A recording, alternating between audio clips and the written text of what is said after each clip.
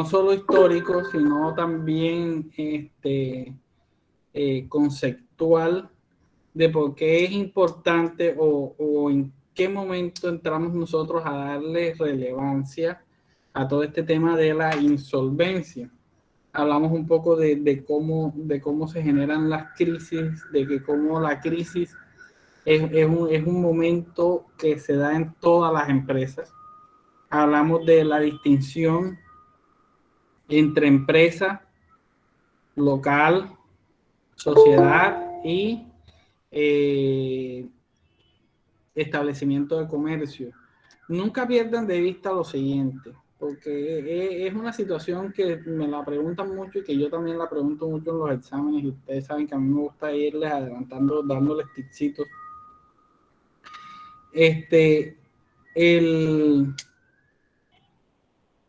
El tema de la empresa es que hay que distinguir empresa como actividad económica de los conceptos de establecimiento de comercio, sociedad y local comercial. Entonces allí nosotros con la ayuda de los compañeros construimos unas diferencias bien importantes sobre esos temas, ¿no?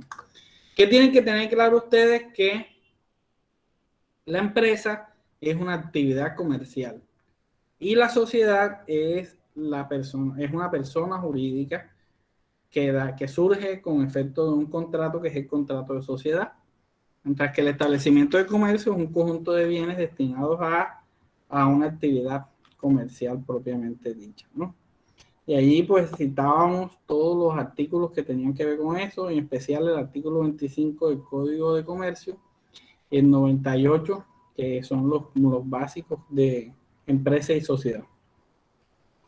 Bien, luego también alcanzamos a ver todo lo que tenía que ver con la finalidad, el artículo primero de la ley 1116 de 2006, la finalidad de la insolvencia, y veíamos un poco cómo esa finalidad estaba allí en una tensión, la protección del crédito, que es el acreedor, y la protección del deudor, que está en una situación de calamidad, una situación de crisis, pero que al Estado le interesa salvarlo. ¿Por qué?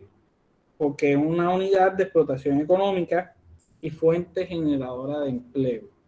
Entonces, esos dos conceptos, unidad de explotación económica y fuente generadora de empleo, le dan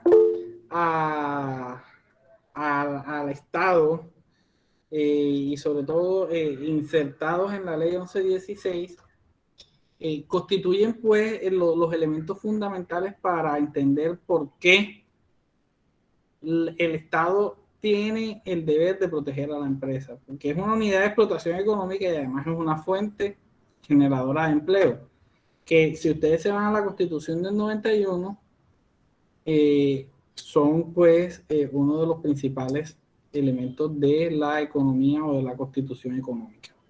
Por acá alguien me levantó la mano. Valentina.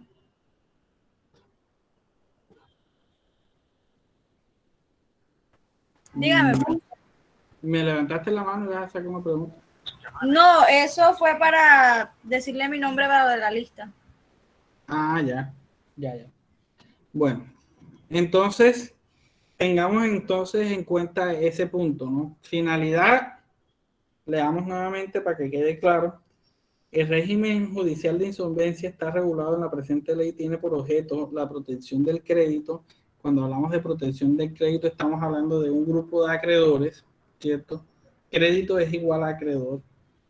Y la recuperación y conservación de la empresa. Entonces allí estábamos en el otro punto: protección del crédito, recuperación y conservación de la empresa, comunidad de explotación económica y fuente generadora de empleo, a través de los procesos de reorganización y liquidación judicial, siempre bajo el criterio de agregación de valor, que ya veíamos que ese criterio tiene una connotación especial, ya que entendemos por agregación de valor la situación específica de cada empresa, ¿no?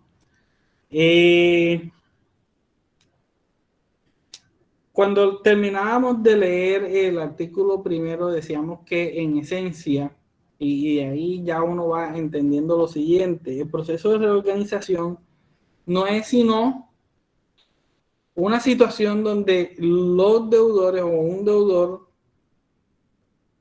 se sienta a negociar con sus acreedores, ¿no?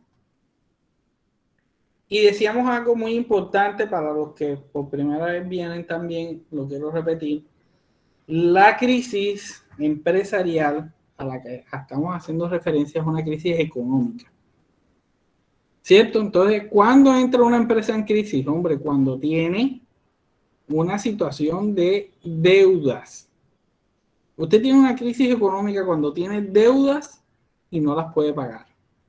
Y eso le ocurre tanto a las empresas como a las personas naturales. Pues de allí que ustedes en sus clases de procedimiento civil especial estén viendo también o hayan visto, porque ya ustedes están en décimo, seguramente ya lo vieron y les va a servir mucho lo que vieron allá en este módulo.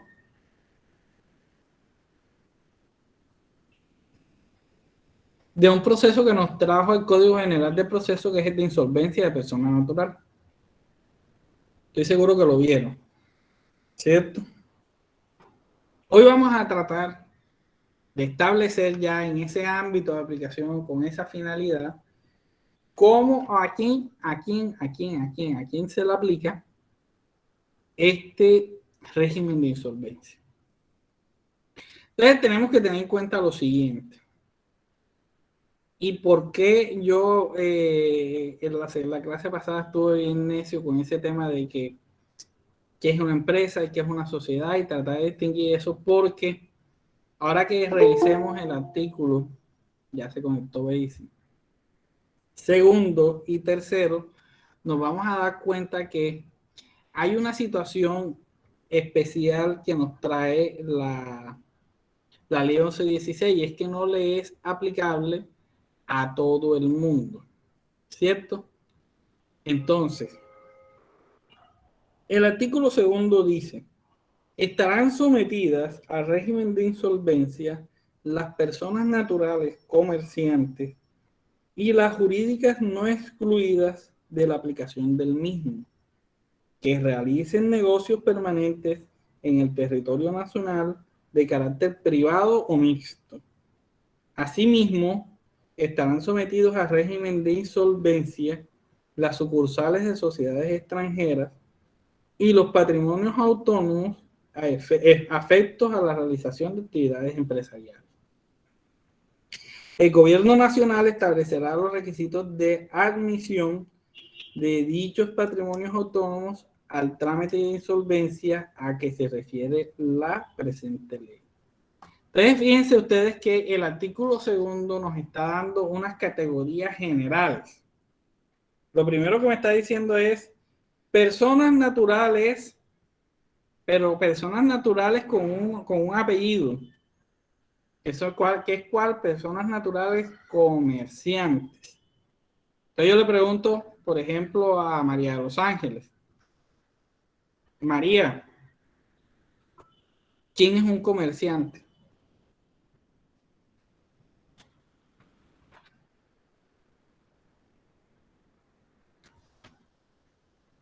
María, ¿cómo sabemos que estamos frente a un comerciante, María?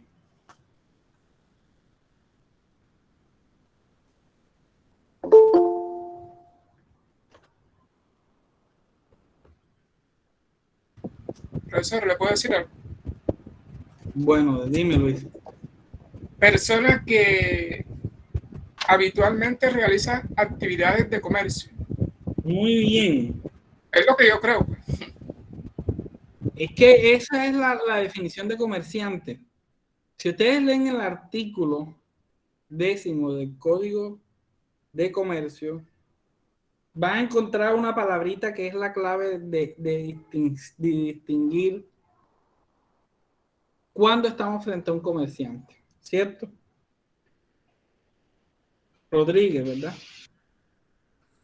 Doctor, unas actividades que habitualmente Sí, o, señor. o- de manera habitual algún profesional, o sea, profesionalmente se dedica a las actividades mercantiles.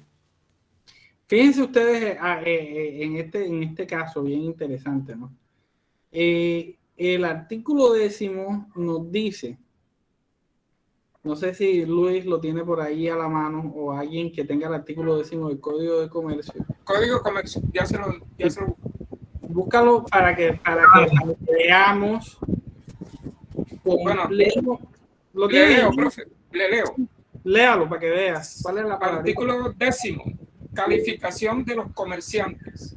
Son Bien. comerciantes las personas que profesionalmente se ocupan en alguna de las actividades que la ley considera mercantiles. Exactamente. Y ahí entonces ya los artículos que siguen nos va a dar un listado de que ya la jurisprudencia dijo que ese listado no es taxativo, sino enunciativo. Y también la Superintendencia de Sociedades y de Industria y Comercio nos ha dicho, también a las cámaras de comercio, nos han dicho, mire, en esencia, un comerciante es el que se dedica a una actividad económica, ¿cierto? Que ejerce a partir de una empresa y ligan el concepto de comerciante con el de empresa. Esto para entender lo siguiente, y fíjense ustedes una cosa, la norma en ningún momento nos está diciendo una persona que se encuentre inscrita en la Cámara de Comercio. Porque puede darse el caso, y los he visto, de personas que se inscriben en la Cámara de Comercio y que a la final lo hacen, digamos, por cumplir un requisito, por hacer una situación en particular, pero que a la final, cuando vas a ver, esta persona no ejerce una actividad mercantil. ¿Cierto? Entonces, tengan en cuenta la palabrita o la palabreja fundamental para entender quién es un comerciante. Luis lo dijo muy bien, quien habitualmente ejerce una actividad de comercio. Pero Luis, la definición le hubiera quedado perfecta si usted me hubiera dicho quien ejerce profesionalmente. Profesionalmente dice el código, sí. ¿Por qué?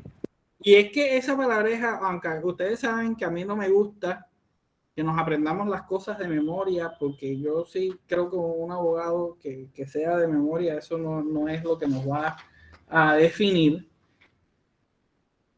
Pero hay conceptos, ¿no? Y el concepto de profesionalización, ¿qué le da a usted? La idea de que una persona que ejerce profesionalmente el comercio es una persona que además está preparada para eso. Así como estamos los abogados que ejercemos profesionalmente la defensa técnica o el derecho en general, como los médicos, los contadores públicos, comerciantes, el Código de Comercio dice, es una profesión. ¿Cierto? Y entonces usted puede ser cualquier cosa, tener su título de lo que usted quiera, pero si usted ejerce una actividad de forma profesional y la profesionalidad en el comercio lo da la habitualidad, usted vive del comercio, entonces usted es comerciante. Por acá me tenía la mano alzada Juan.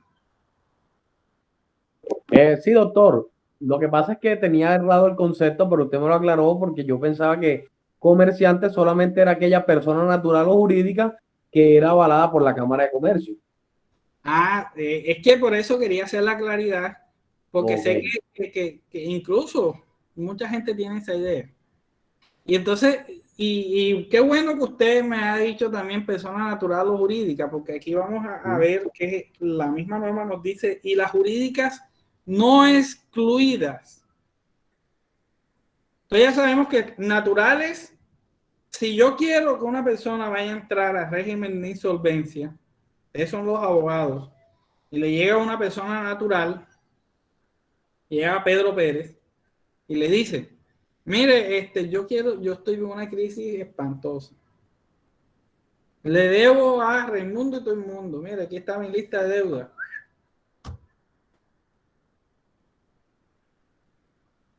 Entonces usted le dice, bueno, ¿usted es comerciante?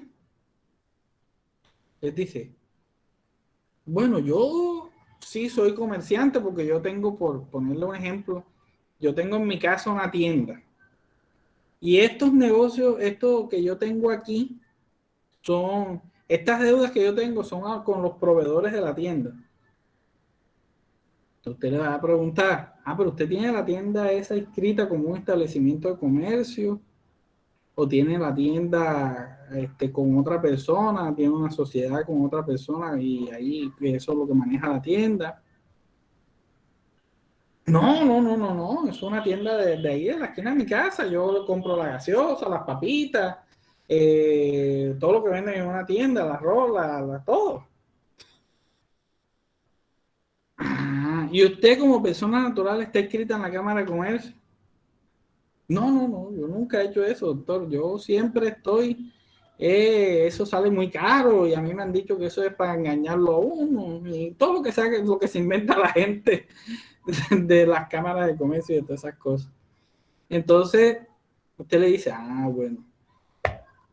En ese caso, Juan, usted me puede a mí negar que esa persona es comerciante si vive del comercio, ejerce profesionalmente una actividad mercantil. Bueno, profe, en ese caso no se puede negar que la persona es comerciante, pero entonces sí le hace falta el requisito que le da el aval como tal, que es de la Cámara de Comercio. Yo tengo Cámara de Comercio en 2017. Allí es que voy a hacerle la precisión y por eso le preguntaba. Porque es que una cosa, y es lo mismo que ocurre con todos los registros. En Colombia, ningún registro le da a usted derecho. Los registros en Colombia, y apréndanse esto, son probatorios. Son probatorios. ¿Cierto? Incluso los que vieron conmigo familia se acordarán que yo les decía registro civil de nacimiento. ¿Para qué? ¿Para qué sirve el registro civil de nacimiento? Para aprobar la afiliación, para aprobar que yo nací, que yo tengo un estado civil. Lo mismo ocurre acá, Juan. La calidad de comerciante no se la da el registro, pero obviamente, si yo necesito iniciar un proceso, yo tengo que acreditar probatoriamente que yo soy comerciante. Y ahí sí que la norma me dice, ¿cómo prueba usted su calidad de comerciante? Con el registro en la Cámara de Comercio. ¿Cierto? Pero ojo, sí, claro, que lo que no quiero es que se me confundan, sobre todo porque ya ustedes van a salir a la calle. Entonces, que no me vayan, que usted a ese señor que llega, que le dice que tiene una tienda y todo eso, usted no le va a iniciar un proceso de insolvencia de persona natural. Porque el juez civil del circuito lo va a mandar a freír espárragos. Le dice, ¿cómo sí que persona natural si este señor ejerce? Y todas las deudas son de naturaleza mercantil. Entonces, ¿qué tiene que hacer usted como su asesor jurídico? Hombre, usted es comerciante. Lo que pasa es que como necesitamos una prueba, vamos a escribirlo en la Cámara de Comercio. ¿Cierto? Pero ojo, que no es que él va a adquirir la calidad de comerciante cuando se inscribe. Porque yo también he visto muchos casos y les ponía el ejemplo de por ejemplo, yo, César Tirado, en algún momento de mi vida dije, voy a dedicarme a la venta, digamos, de ¿qué será? De celulares. Y voy a poner un negocio y tal. Y lo primero que voy a hacer, como yo estoy de derecho, voy y me inscribo en la Cámara de Comercio. Salgo de la Cámara de Comercio ya con mi papel. Estoy inscrito en la Cámara de Comercio. Y digo, no voy a comprar ningún celular ni nada. Me voy para mi casa, me dedico a trabajar en otro lado, me dedico a mi derecho, ejerzo la profesión liberal de la abogacía. Y nunca me inscribí. Pero ejercí la profesión de comercio, no. Y la superintendencia también se ha pronunciado sobre eso. Ha dicho, te puede estar muy inscrito y todo lo que usted quiera. Pero como el registro es probatorio y es una prueba, que admite prueba, es una prueba, y eso puede ser derivado, eso admite otra prueba. Entonces, en un proceso judicial dice, él es comerciante. No, un momentico, yo nunca ejercí la actividad de comercio. Me inscribí porque tuve la intención, pero nunca la ejercí. Profe, Dígame, Juan. entonces, ¿por qué a veces la Superintendencia de Industria y Comercio, a mano con la Policía Nacional, hacen como una especie de, como de, ay, se me fue la palabra, o sea, ellos llevan como una especie de control y van a las tiendas y a los negocios y piden cámara de comercio, Operativos de control. Eso operativos de control. Gracias, compañero. A ver, es que esa es otra cosa. No es porque personas naturales ejercen la actividad de comercio, sino porque las cámaras de comercio, junto con la Policía Nacional y todo, tienen que llevar un control de los establecimientos de comercio, y eso ya es otra cosa. Los establecimientos de comercio sí deben ser registrados. ¿Por qué? Porque el establecimiento de comercio normalmente debe cumplir con unos requisitos y además debe pagar impuestos, que es lo que se salta a la gente cuando tiene la tienda sin la Cámara de Comercio. Entonces yo no le pago a Saico Ancipro, no le pago a Dadis, no le pago a los bomberos, no le pago a eso. Por eso es que hacen esos operativos, buscando que la persona pague los impuestos. ¿Ya me entendió? Sí, claro, profe. Entonces, ojo que también distinga. Establecimiento de comercio es una cosa muy distinta a la calidad que yo tengo de comerciante. Bueno, bueno, con Saico y Asimpro me tocó a mí también, a mí me tocó sacar la Cámara de Comercio en particular porque yo me hice socio en Saico y Asimpro. Ah, qué bueno. Usted es compositor. Sí, profe, yo tengo una empresa de distribución musical. Qué bien, me alegra mucho. Bueno, Gracias, profe. cuando tenga una pachanga lo llamo. Listo, profe. Bueno, por acá tenía la mano alzada de Brenda. Profesor, no sé si estoy o sea, no sé si estoy bien, pero cuando dimos derecho comercial y en cuanto al código que se refiere que sea profesional, no se refiere a que seamos profesional como tal, como una carrera universitaria o algo así, sino Claro. que realicemos la actividad constantemente, o sea, que la actividad sea continua y, o sea, sí, que realice la actividad continuamente y que esté viva de ella. Así es. Por eso ahorita le decía a Luis, la definición que él me dio fue buena.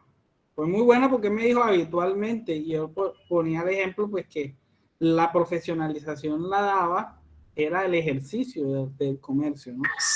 Su actividad principal es el comercio. Así es. Y si ustedes se fijan, esa es la razón por la cual los servidores públicos a cualquier nivel, un servidor público, un funcionario del Estado, no debe ejercer, no puede, está prohibido por el Código Disciplinario, no puede ejercer la actividad mercantil, no puede ser comerciante nunca. Esa es una de las prohibiciones. Entonces, si por ejemplo yo trabajo en la rama judicial, yo no puedo, por ejemplo, montar una licorera, no puedo montar una... ¿Puedo ser socio? Sí puedo, siempre y cuando no sea representante legal. Pero no debo ejercer la actividad de comercio. Bien, entonces, primera persona a la que le vamos a aplicar, persona natural comerciante. Ya sabemos quién es comerciante. Y a la segunda persona que le vamos a aplicar son a las jurídicas no excluidas. Entonces, vamos a preguntarle por acá a Víctor. Víctor, ¿qué es una persona jurídica?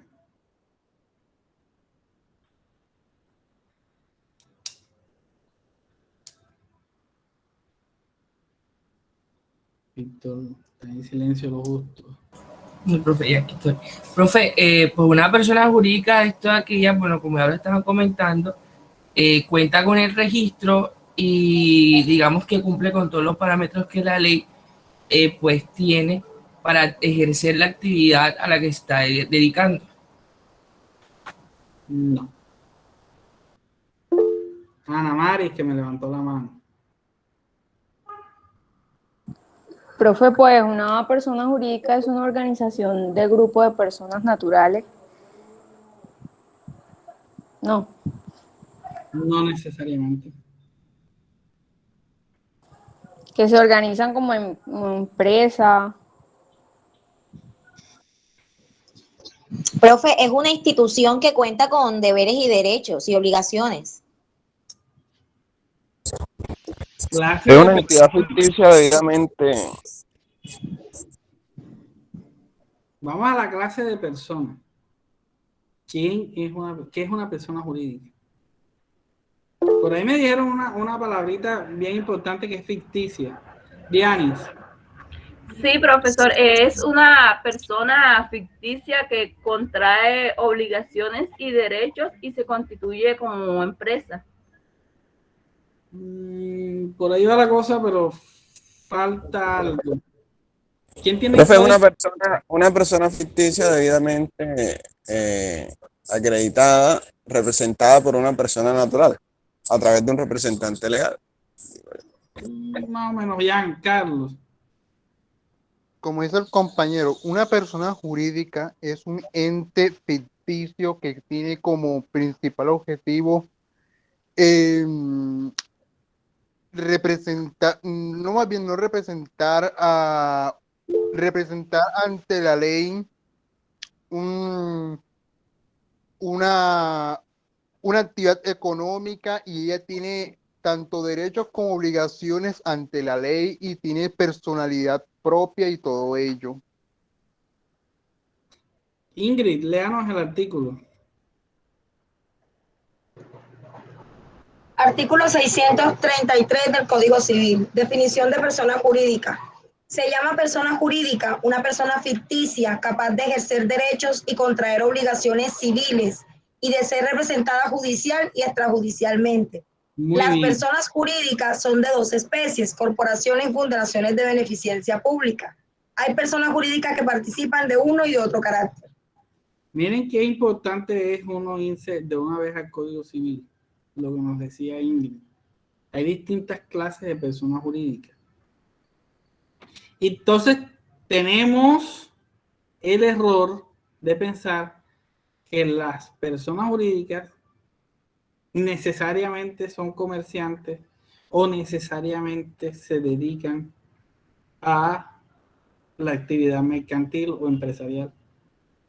Entonces yo les digo, hay una corporación sin ánimo de lucro, ¿se puede acoger al régimen de insolvencia? Claro que sí. ¿Por qué? Porque miren que a la persona natural sí le ponemos el apellido comerciante, pero a la persona jurídica, la norma me dice jurídica no excluida, y ahorita vamos a ver quiénes son las excluidas. Pero si no está dentro del artículo 3º, entra. Por el simple hecho de ser persona jurídica. Entonces ya sabemos quién es una persona jurídica, ¿no? Una persona que nació a la vida a través de una ficción. Ahora viene la segunda pregunta, que es la más importante. ¿Cómo nace una persona jurídica? Vamos a ver quién sabe. Acá tengo a Carmen. La tengo aquí. Está aquí. Que estoy viendo, está de primerita. Carmen, ¿cómo nace una persona jurídica? Clase de primer semestre.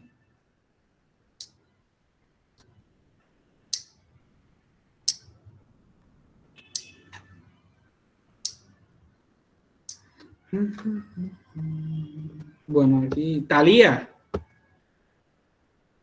Talía, ¿se acuerda cómo nacen las personas jurídicas? Bueno, hasta donde me acuerdo, creo que cuando se hace la debida inscripción en la Cámara de Comercio, pues se llenan todas las documentaciones necesarias y requeridas. Por acá tengo a Irma. Irma, cuénteme. Profe, también hasta donde yo recuerdo con el certificado de existencia y representación. Doctor, yo puedo participar. Wilson, dígame. Bueno, se crea la personería jurídica dependiendo la calidad de la empresa. Más sin embargo, podemos concluir que son dos. Bajo escritura pública y la otra es bajo documento privado. Estos documentos privados son las simplificadas. Es las únicas sociedades que... que me acaba de decir el punto Wilson por acá. La persona jurídica nace con un contrato de sociedad normalmente.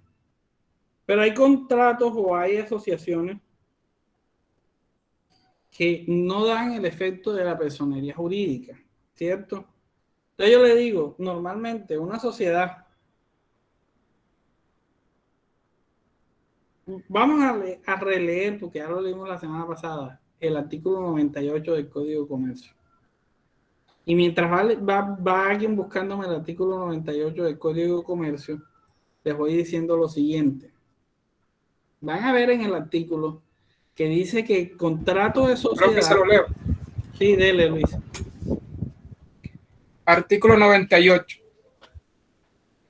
Por el contrato de sociedad, dos o más personas se obligan a hacer un aporte en dinero, en trabajo o en otros bienes apreciables en dinero, con el fin de repartirse entre sí las utilidades obtenidas en la empresa o actividad social.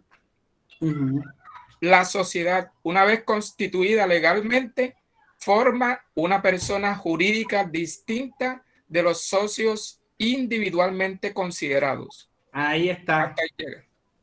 ¿Cómo nace una persona jurídica? A partir de un contrato de sociedad. Yo firmé el contrato de sociedad, la sociedad que sea, y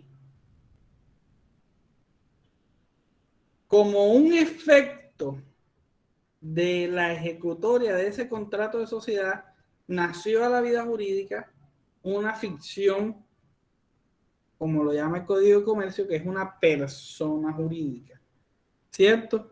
Y esa persona jurídica es indistinta de los socios, es una persona individualizada que es capaz de ejercer derechos y cumplir obligaciones. La personalidad. Entonces yo les voy a preguntar lo siguiente. Una sociedad de hecho que no, ustedes saben que hay sociedades de hecho. Una sociedad de hecho que no se hizo ningún contrato de sociedad. Nos pusimos de acuerdo, nos pusimos a trabajar y ahí funcionamos como una sociedad. Hay un representante legal, hay un revisor fiscal, hay los socios comandatarios, todo lo que usted quiera. Una sociedad de hecho es una persona jurídica. Doctor, si hablamos mercantilmente, se hace necesario... Yo pienso que sí, profe. Se hace necesario, doctor, que haga efecto solemne en Cámara de Comercio. En el evento de que tengo entendido de que no exista, no hay ningún tipo de responsabilidad, ningún tipo de asociación bajo ese efecto, a menos que haga una escritura. Profe, debe ser constituida legalmente. O sea, por medio de un contrato. Por acá Brenda me la había levantado la mano. Bueno. No, iba a decir lo mismo que el señor Luis. Doc, ¿sí me escucha? Hay una situación, ¿no? Y es que ahí hay una persona jurídica. Lo que pasa es que necesita ser declarada. Pero miren, mientras no se declare, como lo comentan ustedes, no hay un efecto de que nació a la vida una persona jurídica. Doc, ¿sí me escuchan? Con los consorcios, claro que sí, Wilson. Eso mismo ocurre con los consorcios. con las uniones temporales, ¿cierto? El detalle está en que esos consorcios, esas uniones temporales, yo puedo crear una unión temporal, pero ¿qué pasa con las uniones temporales? Y busquen la definición. Bueno, estoy seguro que ustedes la vieron en sociedades, porque esas son, yo creo que los tres ejemplos clásicos de derecho societario en que hay unión de una o más personas sin que nazca la vida una persona jurídica. Y esto es importante, porque ¿qué ocurre? El consorcio, la unión temporal y la sociedad de hecho, ya te doy el uso de la palabra, Juan. El consorcio, la unión temporal y la sociedad de hecho también ejercen actividades mercantiles y también son susceptibles de entrar en crisis. Entonces le llega a usted el representante de la unión temporal que acaba de contratar al alcalde para que pavimente las vías de Cartagena y le dicen, no, mire, es que estamos en la olla, todos los proveedores, le debemos a todos los proveedores y no hemos podido terminar las obras, estamos en crisis, quiero que me inicie un proceso de insolvencia. Usted le va a decir, no puedo. ¿Por qué? Porque usted no es una persona jurídica. Me toca buscar otra fórmula, ¿no? Con el transcurso de las clases vamos a ir viendo qué otra fórmula se le puede encontrar a este evento. Pero lo cierto es que es un vacío que nos trajo la ley. La mayoría de los autores critican esto porque dicen una realidad, y es que estas uniones temporales, estos consorcios, ejercen actividades empresariales y muchas veces representativas que las mismas que ejerce una empresa o una sociedad constituida. Profe, disculpe una pregunta. Sí, Milton. Profe, cuando usted se refiere a las uniones temporales que no tienen personería jurídica o no son jurídicas, ¿se refiere a qué? O sea, mi pregunta va encaminada porque cuando ellos contratan, ellos tienen un tiempo estipulado para inscribirse en Cámara de Comercio. ¿Eso no los acredita? ¿No les acredita la personería? Si usted busca la ley que habla de las uniones temporales y de los consorcios, se va a dar cuenta que ellos tienen que estar inscritos y que tienen que tener una serie de documentos, pero ellos no tienen el efecto de nacer a la vida jurídica una persona distinta de su socio. Y la responsabilidad, que es lo característico de los consorcios y las uniones temporales, la responsabilidad recae sobre los socios individualmente hablando. Entonces, si yo, por ejemplo, voy a demandar a la Unión Temporal del Norte, que es la clínica Vargas, uno de Sincelejo, la clínica Las Peñitas de Sincelejo, la clínica de Barranquilla, que son la Unión Temporal del Norte es la que maneja la salud del magisterio en la costa atlántica. Creo que hay una de La Guajira. Son 3 clínicas o 4 clínicas que están unidas en una unión temporal. Si yo voy a demandar a la unión temporal, y casi todos los profesores cuando demandan en responsabilidad civil extracontractual por mala praxis médica demandan a la unión temporal, tienen que demandarlos a todos los socios indistintamente. Y entonces la mala praxis fue aquí en Cartagena en la clínica Vargas. Y resulta que termina respondiendo la clínica Las Peñitas, la clínica de allá de Barranquilla, la del norte creo que es, Las Peñitas de Sincelejo, la Santa Cruz de Riohacha y unas cosas así. Pero siempre, ellos se inscriben y todo, porque como le digo, ellos son susceptibles de contratar, de contraer efectos y ejercer derechos. Pero si, por ejemplo, la unión temporal tiene que hacerlo a través de uno de sus socios en representación de resto, no lo hacen como una persona jurídica independiente. ¿Ok? Esa es una crítica que se le ha hecho a la ley y que ustedes tienen que tenerla clara porque es una de las excepciones no escritas. Profe, sigo sin entender. ¿Por qué? Sigo sin entender con respecto al tema cuando ellos se inscriben, porque se le dan 5 días, 6 días para que una vez adjudicado el contrato, ellos tengan que presentar la inscripción en Cámara de Comercio. Igual se hace con las promesas promesas de sociedades. Sí, para está que bien. Pero una promesa de sociedad es la promesa de que voy a crear un contrato de sociedad y eso lo hacen las uniones temporales diciéndole, ya le doy el uso de la palabra, y voy a aclararle a Milton porque me interesa porque tengamos claros estos conceptos, ¿no? Una unión temporal funciona normalmente como una unión temporal creada para determinado fin. Por ejemplo, una unión temporal creada para administrar la salud en la costa atlántica, una unión temporal para arreglar las calles de Cartagena.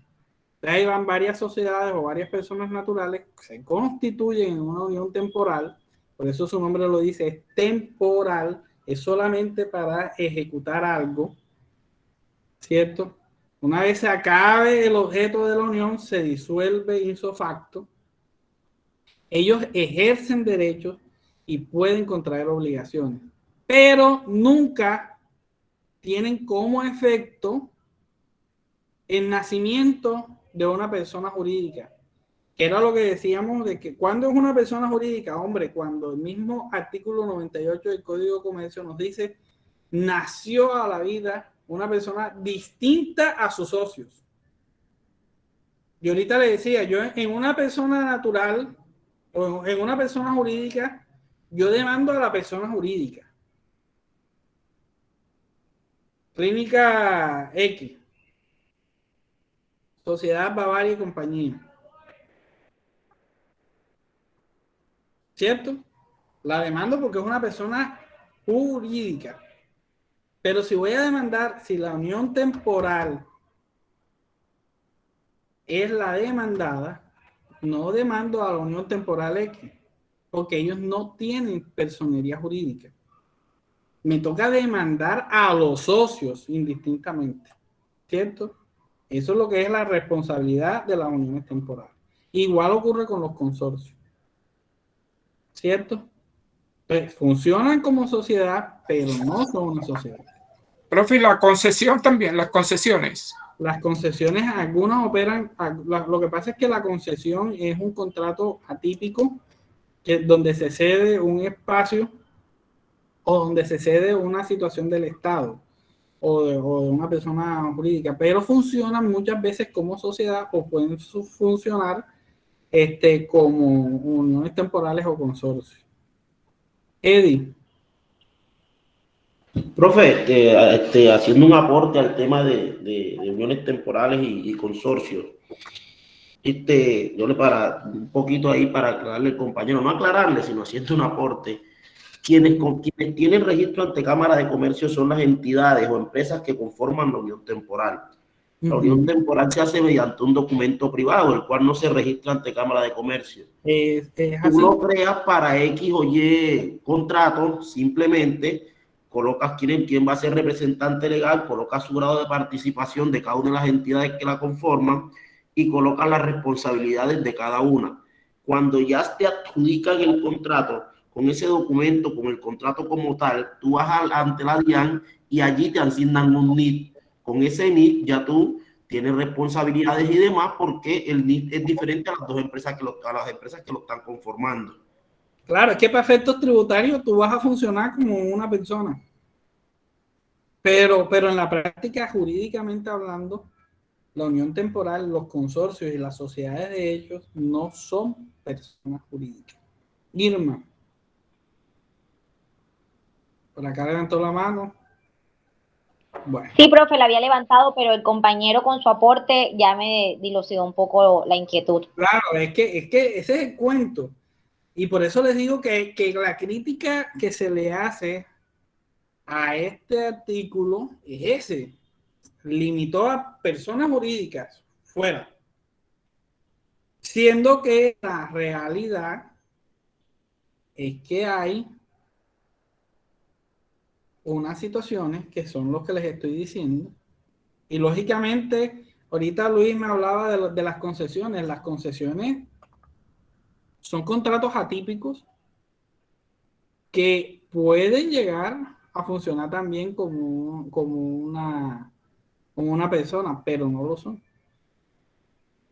Y entonces uno dice, un consorcio, una unión temporal, una sociedad de hecho puede entrar en crisis y podría en su momento necesitar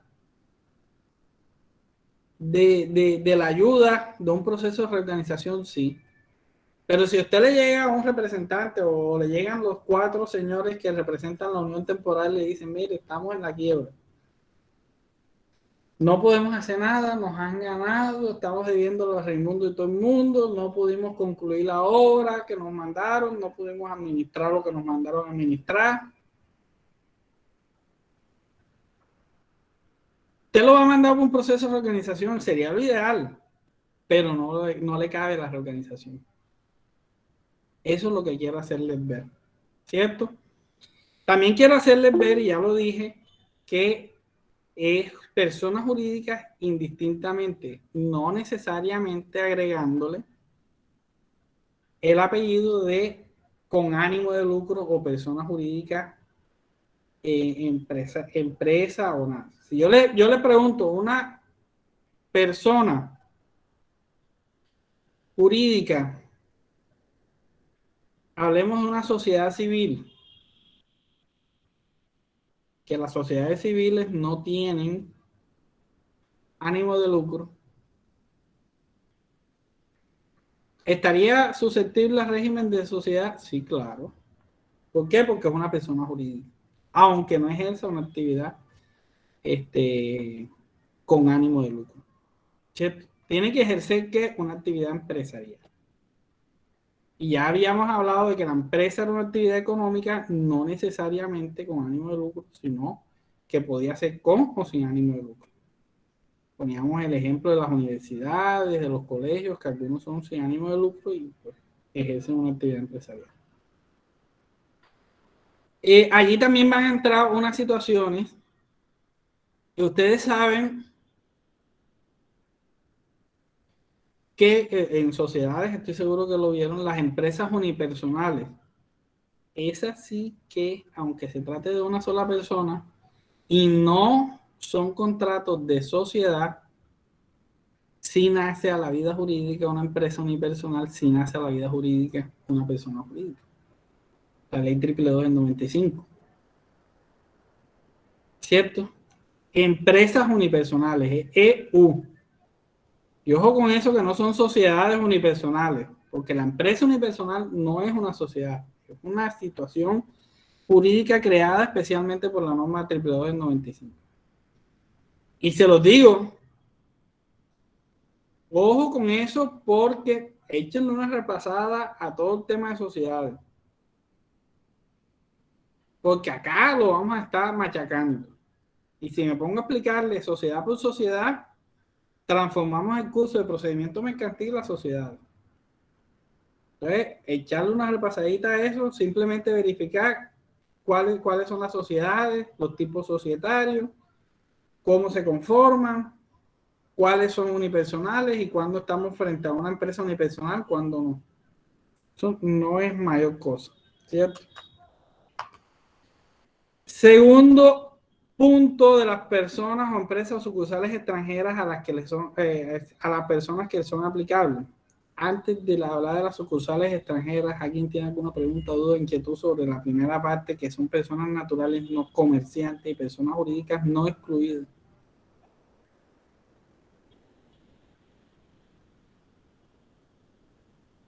Bien. Entonces, la segunda persona o el segundo punto que nos dice la norma, el artículo segundo, ¿a quién más le es aplicable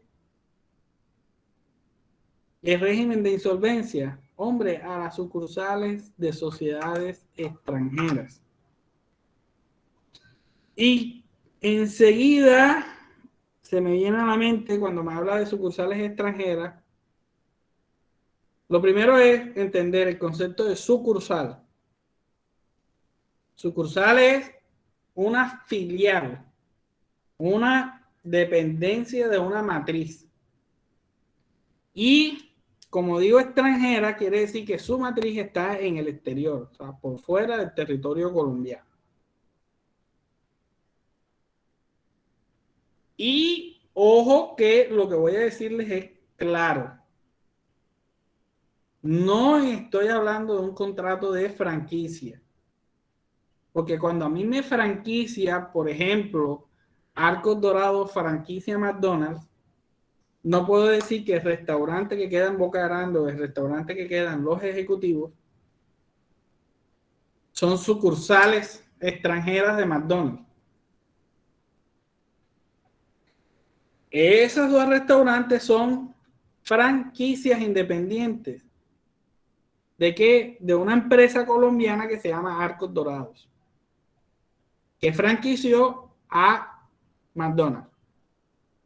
Entonces, repasen contrato de franquicia para distinguirlos de las sucursales de sociedades extranjeras. Las sucursales extranjeras tienen un régimen específico y son o se definen como vehículos corporativos. Entonces, por ejemplo, la tienda de Samsung, creada por la misma Samsung con la matriz en Corea. En Colombia solo hay una sucursal extranjera de Samsung que queda en Bogotá. Creo que iban a abrir una medida antes de la pandemia, pero no la abrieron. Esa de Bogotá como sucursal extranjera le surte al resto del país. Pero ellos operan ahí. ¿Cierto? Entonces, doctor, todo el que venda teléfono Samsung tiene que comprarla en Colombia a la sucursal de sociedad extranjera que queda en Bogotá. doctor, Yair. otro ejemplo más palpable también puede ser el Citibank, de ese Por sucursal. ejemplo, eso es un banco, lógicamente que en materia bancaria hay un régimen especial que se ve en contratación financiera, que son los contratos de los bancos de segundo nivel. Citibank viene siendo un banco con sucursales en todo el mundo, pero coopera en su matriz como banco de segundo nivel. O sea, lo que hace Citibank es que su banco matriz le presta a las sucursales para que ellos a su vez operen financieramente. Eso es una situación que tendrían que ver ustedes en contratación financiera. Yo no sé si esa materia la tienen ustedes acá, pero si a alguno le gusta y ve de pronto alguna especialización en derecho comercial, seguramente van a ver la materia esa que se llama contratación financiera, y allí van a ver todo el tema de bancos de segundo nivel. El Citibank es un ejemplo de ello, ¿no? El banco de segundo nivel le presta a los bancos, y el Citibank en matriz le presta aquí en Colombia le presta al Grupo Aval, a Bancolombia y a su propia sucursal. Bien, ¿quién tiene por ahí el Código de Comercio? Creo que Luis es el que lo tiene ahí a la mano. Léanos el artículo 492, nos hace favor y nos ayuda con eso. Sí, profe, ya. Un momentico. 492. Sí. Bueno, artículo 492. A las personas naturales o jurídicas extranjeras con negocios permanentes en Colombia se les aplicará, según fuera el caso, el régimen de concordato preventivo, liquidación administrativa o quiebra.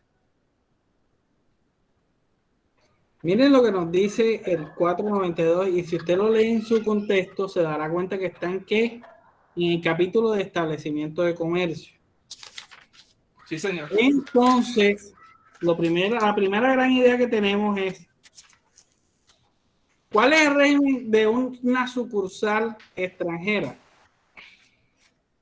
Hombre, el tratamiento que se le aplicaría al establecimiento de comercio, que básicamente está regido o se centra en el contrato de arrendamiento.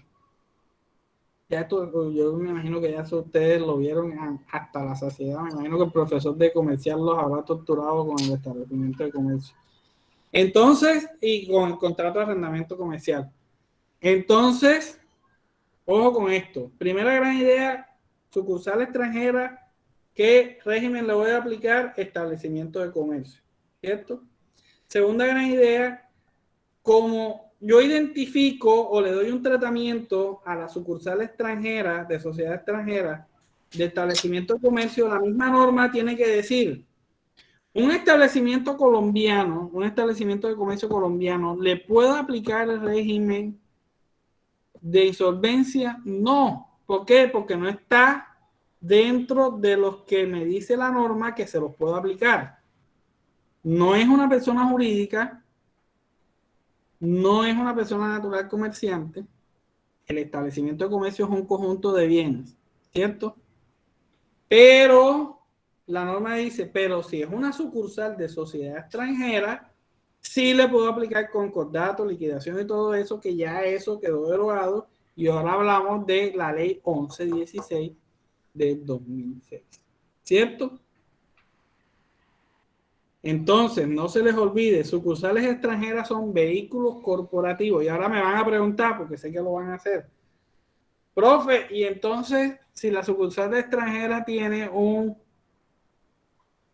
tratamiento de establecimiento de comercio, entonces vamos a hablar de que son un conjunto de bienes que opera para determinada fórmula.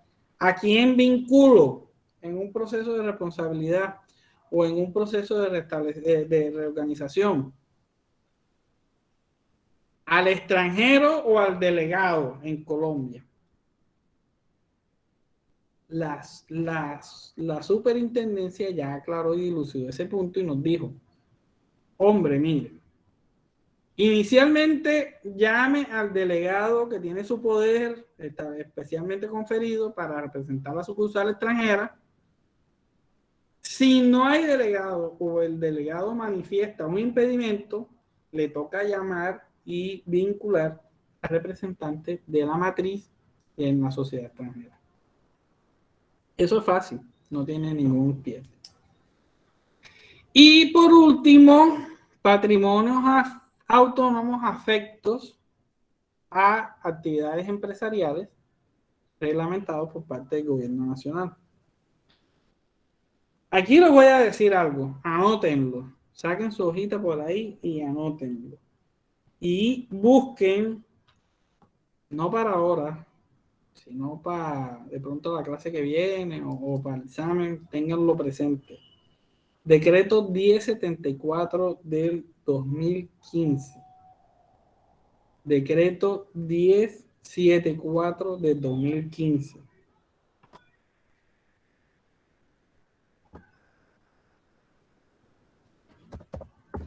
Decreto. ¿Habla de qué, profe? El decreto. Ya lo estoy anotando acá. Decreto 1074 del 2015.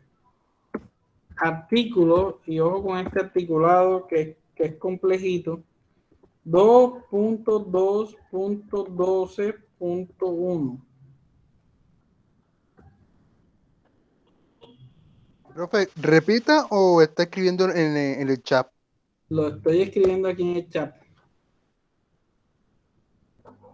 Por favor, alguien que regale el link de WhatsApp.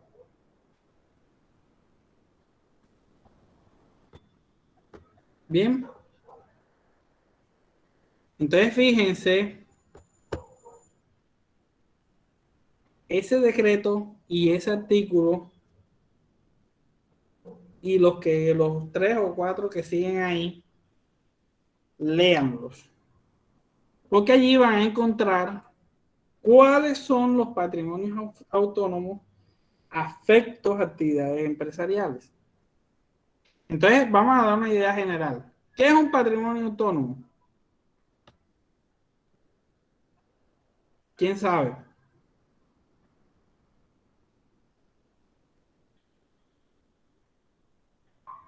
Profe, son aquellos que se desligan del patrimonio de los socios Un momentico. o de la persona natural. Ahí que nos dice Anet. Yo sé que Anet sabe. Ella siempre sabe. Anet. Se fue Anet. Puedo creerlo. Úrsula también siempre sabe. Úrsula, que es un patrimonio autónomo. El miércoles, profe. Profe, me cogió fuera de base, la verdad no sé. Anda. No tengo mente, qué pena. Silene. Silene sí sabe, sí seguro. Dígame, profe. ¿Qué es un patrimonio autónomo? Eso lo vieron en contratos. Profe, no, la verdad no recuerdo. Profe, disculpe, yo le digo que son patrimonios que se desligan, bueno, no sabía que lo que usted quería que respondiéramos era fiducia mercantil. O sea, va ligado con eso. Sí, claro. Es que a eso voy, Irma. Esa era que quería que hablaran personas que no hayan hablado.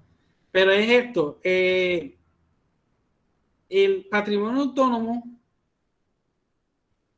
es, como nos decía Irma, yo pensé que se iban a copiar, un patrimonio general, y cuando hablamos de patrimonio estamos hablando siempre de activos, que nacen a la vida jurídica a partir de un contrato de fiducia.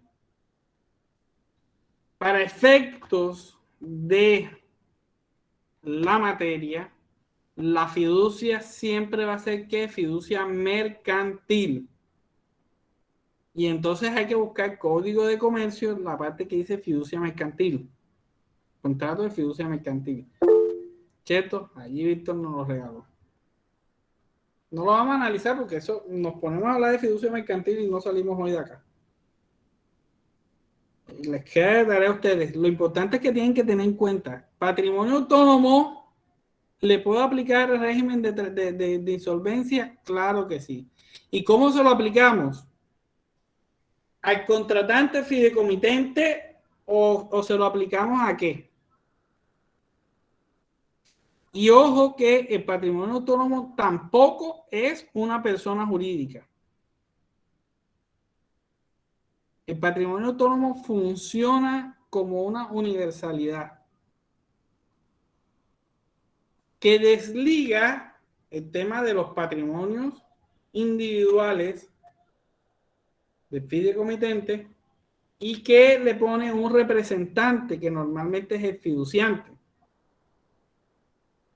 ¿Cierto? Dependiendo cómo se pacte el patrimonio. Normalmente en Colombia vamos a encontrar los patrimonios autónomos, los que más lo usan es la industria constructora. Normalmente usted va a comprar un edificio, va a comprar un apartamento, compró un edificio, compró un apartamento en un proyecto, en una construcción nueva y le toca contratar con un patrimonio autónomo. Entonces, ese patrimonio autónomo recoge todas las inversiones que van haciendo los compradores y la administra. Entonces, el patrimonio autónomo como tal también es sujeto al que le es aplicable el régimen de insolvencia. Rápidamente, vamos a dar una lectura al artículo 3º de la ley 1116 del 2006, que son los sujetos o las personas jurídicas a las que no le son aplicables, ¿cierto? Entonces, rápidamente. Profe, yo lo tengo en la mano. Sí, aquí si se ve la diapositiva, vamos a ir viendo allí cada uno de los puntos. Ok. Entonces, veamos algo o tengamos la idea clara para centrarnos en la clase de hoy. ¿A quién le es aplicable el régimen de reorganización? Persona natural comerciante. Persona jurídica, cualquiera que sea su característica o su apellido. Sucursal de sociedad extranjera y patrimonio autónomo siempre y cuando ejerza o sea afecto a actividad empresarial o mercantil. Y eso quiere decir que siempre patrimonio autónomo que va a ser parte de un proceso de reorganización tiene que ser o haber nacido de un contrato de fiducia mercantil, sea cual sea la modalidad en la que se haya escogido. Entonces, el segundo puntico era el que nos decía personas jurídicas no excluidas. Y la norma lo hace porque si dice personas jurídicas, abre un universo. Porque hay sociedades de todos y para todos. ¿Cierto? Y vamos a darnos cuenta que como TIC de mnemotecnia, ¿cuál está excluido? Hombre, que tiene un régimen especial. Entonces, ahora sí. Primera medida, ¿quién está excluido? Las empresas prestadoras de servicios de salud, las EPS, las administradoras de régimen de salud subsidiados, las ARS, las instituciones prestadoras de salud clínicas, o sea, las IPS, que están sujetas a un régimen especial de recuperación o liquidación, o sea, las administradoras de salud, EPS, ARS, ARL también, y las IPS de riesgos están sujetas a un régimen especial. Entonces, si una clínica me entra, si una clínica entra en una crisis, ¿qué tiene que pasar? Vaya para la Superintendencia de Salud o la Superintendencia de Protección Social. ¿Cierto? Y ojo que esto es restrictivo, ¿no? La lista de los excluidos sí que son restrictivos, o sea, son taxativos. Entonces, si yo le pregunto a usted,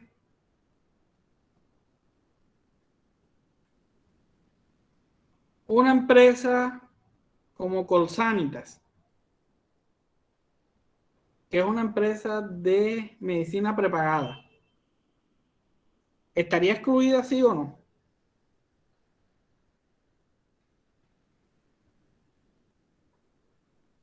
¿Qué me dice Giancarlo?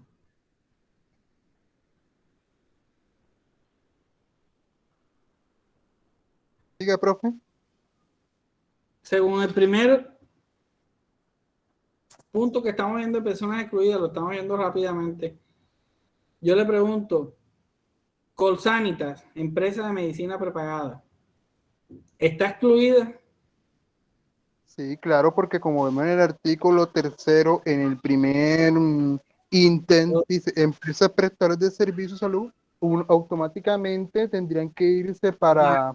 ¿Las empresas de medicina prepagada son EPS?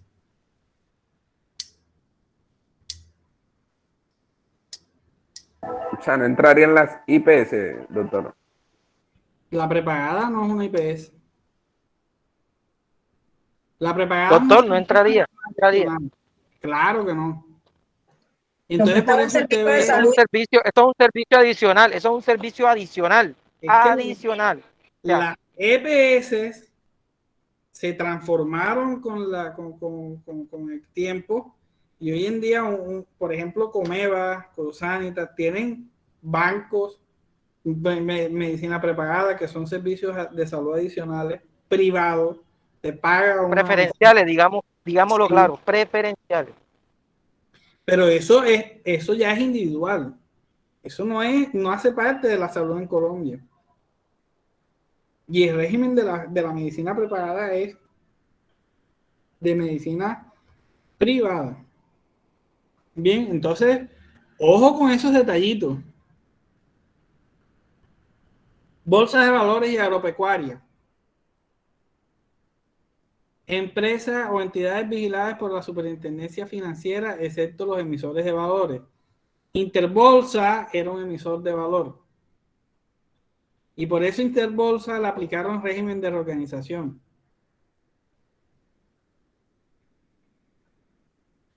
entidades vigiladas por la Superintendencia de Economía Solidaria que desarrollan actividades financieras y de crédito. Cualquier cantidad que ustedes, todas las cooperativas creo que hoy en día prestan plata. ¿Cierto? Cooperativa Confenaco, cooperativa Joico, cooperativa no sé cuál, son empresas de economía solidaria que se dedican a la actividad financiera y de crédito.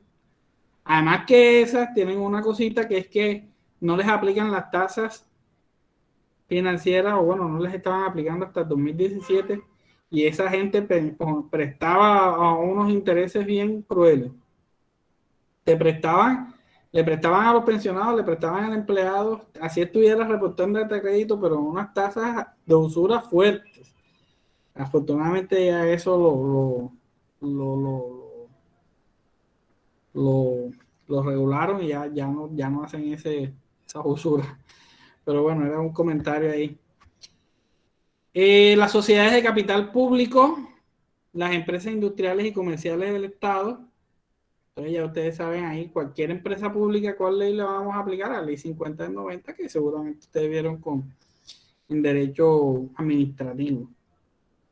Las entidades de derecho público, entes territoriales y descentralizados. ¿Cierto? ¿Cuáles son esos? ¿Cuáles son los entes territoriales y descentralizados? Departamentos y municipios. Ojo, que si yo les pregunto en el examen, ¿Cartagena entra en proceso de reorganización? No, ¿por qué no entra? Porque es un ente territorial y descentralizado.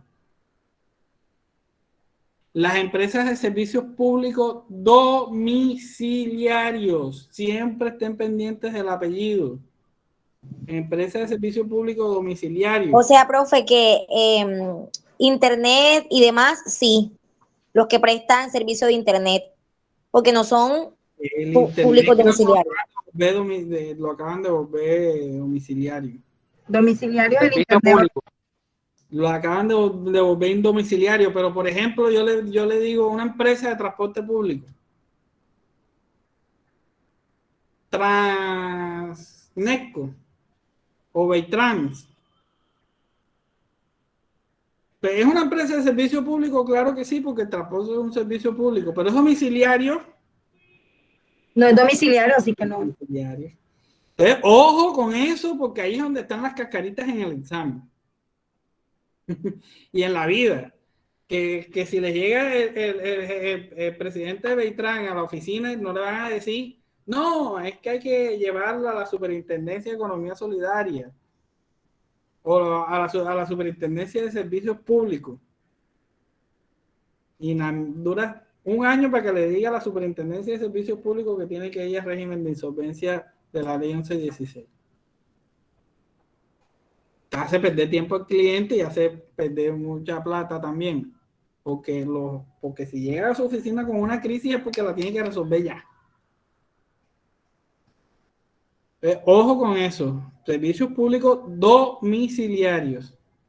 Personas jurídicas sujetas a un régimen de recuperación, liquidación e intervención administrativa. Y eso quiere decir que es cualquier persona jurídica que tenga un régimen especial. ¿Cierto? Personas naturales no comerciantes, César Tirado. Me están ahogando las tarjetas de crédito, los créditos en los bancos, el arriendo, los servicios públicos, todo, no tengo ni para pagar agua. Si usted es comerciante, no, vaya al proceso de CGP. ¿Cierto?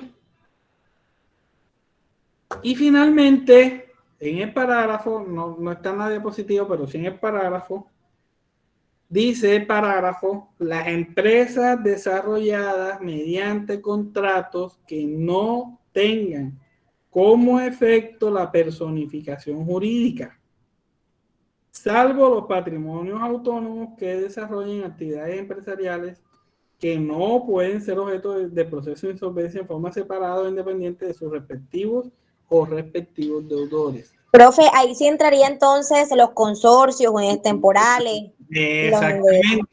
Y miren que la norma en el parágrafo le dice, usted no va a meter a la unión temporal al proceso de insolvencia. Usted tiene que meter son a quienes, a los deudores. Porque se supone que si usted hace parte de una unión temporal que está ejerciendo una actividad de comercio, usted, como tal, como indistinta persona, ejerce la actividad empresarial. El tema allí es que la diferencia gigante es que usted, el de la unión temporal, va a responder con su patrimonio personal. El socio de una persona jurídica responde el patrimonio que esté en la persona jurídica, depende de la responsabilidad del tipo societario que tenga. Si es una comandita, sí responden los socios con el patrimonio, pero si es una de responsabilidad limitada o por acciones anónimas o por acciones simplificadas o anónimas, la responsabilidad de los socios es limitada, ¿cierto? Listo, yo creo que por ahí vamos a dejar lo del ámbito de aplicación. Preguntas, dudas o inquietudes que se refieran a los sujetos de aplicación o el ámbito de aplicación y los sujetos excluidos.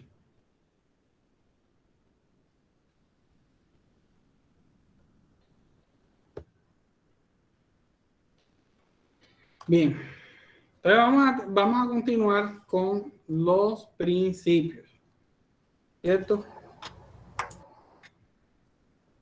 Principios de régimen de insolvencia. Profesor. Profe, qué pena. Es que ya la hora se la acabó y tengo otra clase. Y si me puede regalar la primera clase, por favor, la grabación. No, ¿y hasta qué hora es la clase? Hasta las 7:30. Ay, güey, pucha.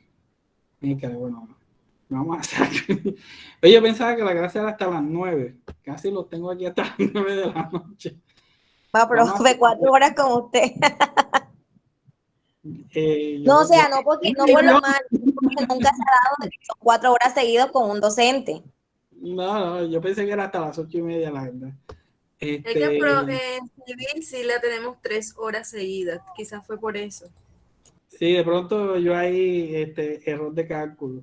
Pero no, dele, entonces la semana que viene prometo cuadrar mejor el horario.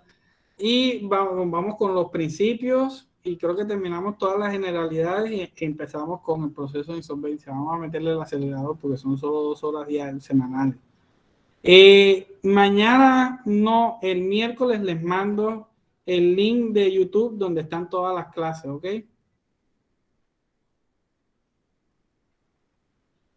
Ahí ya Profesor, una pregunta. Los artículos para el decreto que tenemos que leer, ¿qué artículos son? Disculpe.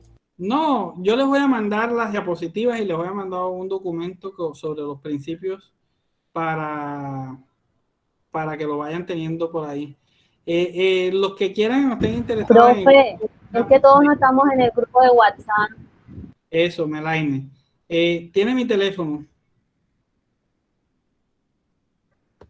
Voy a anotar. No, profe, no tengo su teléfono.